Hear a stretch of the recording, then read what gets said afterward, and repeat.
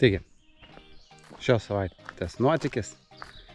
Tai atvykęs esu į Trakelių stovyklavietę. Čia vyksta Patirk stovyklos.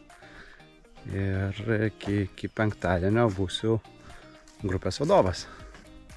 Tai žiūrėsim, kaip mums seksis, ką mes įdomaus nuveiksim. Tikrai labai graži sodyba, tipiai šalia upė. Yra prūdelis, medis toks gražus, papuoštas visas. Tai labai faina. Džiaugiuosi ir žiūrėsim, kaip kas bus.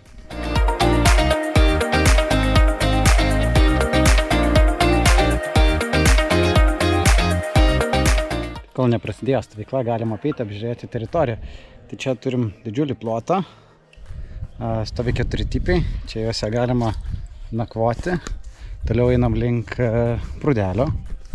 Taip, prūdelis turi lieptuką, maudymosi aikštelės, ten tinklinio aikštelės yra. Taip, čia dar turime teritorijos ir vėliau dar apeisim, apžiūrėsim, kas dar yra.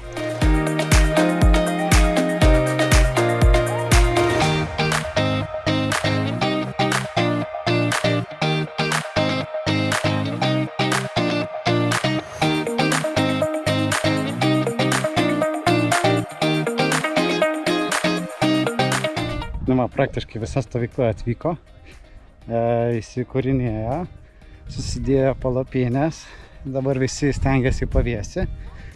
Laukiam paskutinių atvykstančių, einam susipažinimo žaidimų ir pietus.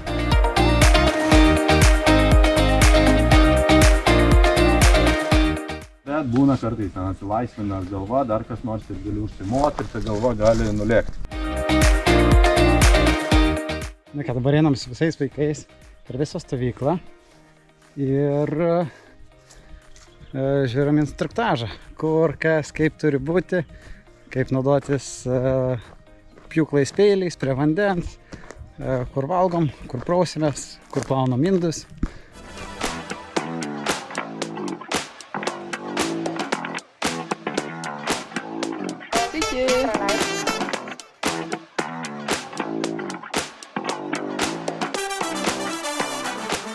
Nu, labai karšta diena, tai vandens linksmybės.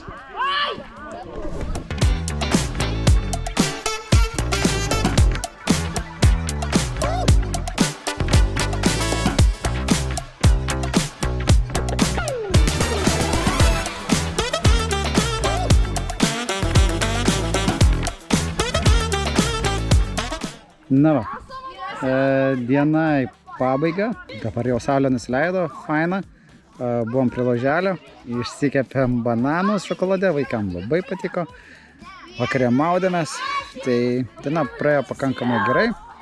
Pats didžiausias iššūkis šios dienos buvo saulė, šešėlį reikėjo gaudyti, visiems daug vandens gerti, visą dieną įsikūrinėjom, darėm susipažinimo žaidimus, maudėmės, vėl kartą maudėmės, tai tokia labai aktyvi diena. Tai skirta apie komandą, apie įsikūrimą, apie infrastruktūros pažinimą ir vieni kitų. O dabar jau visi drauge jau pradeda veikti.